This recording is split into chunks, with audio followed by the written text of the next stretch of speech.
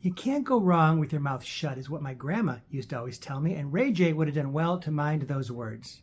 But no, instead he had to pop off and claim that the government is chasing down Kris and Kim Kardashian for RICO violations, that's federal racketeering violations, and he got himself sued in a federal defamation case by big-time lawyers. Now, what's it take for the Kardashians to win their defamation case? They've got to show that a false statement of fact was made. It was published to a third party. The defendant here, Ray J, was negligent or reckless in publishing it, and it had an adverse effect on their reputations. I think they can prove all four of those elements. Now, Ray J might say, hey, listen, I have a defense. The Kardashians are public figures, and public figures are different. They have to prove actual malice by me. Well, you know what? I think they can. That rule derives from a very famous Supreme Court case, New York Times versus Sullivan, and it applies to celebrities, newspapers, and the like. And if they can prove that there was malice, ill will, bad intent, as I think there probably was here, they'll still win their defamation case.